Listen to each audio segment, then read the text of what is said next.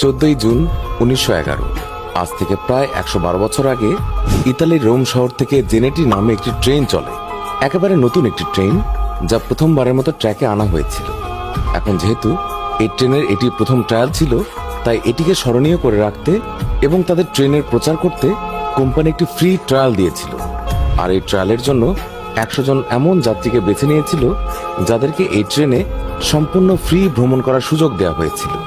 Free খাওয়া দাওয়া থেকে শুরু করে গন্তব্য পর্যন্ত যাওয়া, এরপর যাত্রীদের আবারও ফিরিয়ে আনার সবকিছুই এই ট্রেনে ফ্রি ছিল। 100 জন যাত্রী এবং 6 জন স্টাফ মেম্বার সহ মোট 106 জন মানুষ থাকা এই ট্রেনটিতে একটি ইঞ্জিন এবং 3টি বগি ছিল। এই ট্রেনটি রোম থেকে রওনা হয় আর এইভাবে একটি স্মরণীয় যাত্রা শুরু হয়। দেখতে দেখতে কয়েক ঘন্টা কেটে যায় এবং একটি ন্যায্য দূরত্ব কভার হয়ে যায়। ট্রেনের ভিতরে এবং বাইরে সবকিছু ঠিকঠাক চলছিল, কারণ একে তো প্রথম যাত্রা, তার উপর আবার ফ্রি ট্রায়াল। এই পরিস্থিতিতে ট্রেনে উপস্থিত সমস্ত যাত্রীরা খুবই খুশি ছিল। অন্যদিকে ট্রেনের স্টাফরাও যাত্রীদের ভরপুর সেবা করছিল। জেনেটি নামের এই ট্রেনটি দ্রুত গতিতে তার গন্তব্যের দিকে এগিয়ে যাচ্ছিল, যেটিকে যাওয়ার সময় অনেকেই নিজ চোখে দেখেছিল।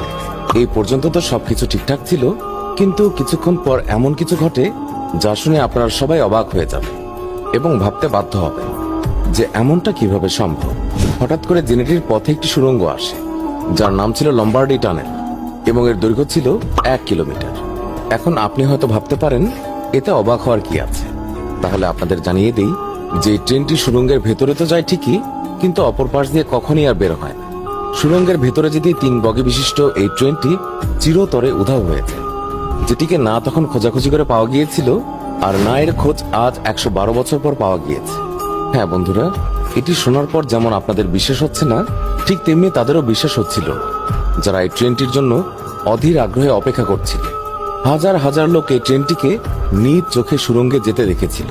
রেলওয়ে কর্মচারী সবুজ পতাকা দেখিয়ে এই ট্রেনটিকে সামনের দিকে পাস করেছিল। তাহলে এমনটা কিভাবে সম্ভব ছিল?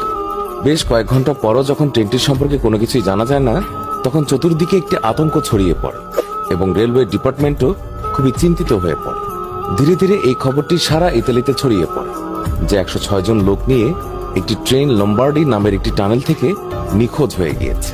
এই ঘটনার পরপরই দ্রুত এর তদন্ত শুরু হয়, কেননা 1 কিলোমিটার সুড়ঙ্গ অতিক্রম করতে এখন ট্রেনটির একদিনের চেয়েও বেশি সময় পেরিয়ে গিয়েছিল, যা থেকে স্পষ্ট বোঝা যাচ্ছিল যে জেনেটি হয়তো কোনো দুর্ঘটনার শিকার হয়েছে।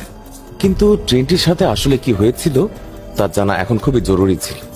সবার সন্দেহ এই রহস্যময় সুড়ঙ্গের উপরে ছিল, তাই সুড়ঙ্গের প্রতিটি কোণে কোণে তল্লাশি চালানো হয়েছিল। মানুষের সন্দেহ ছিল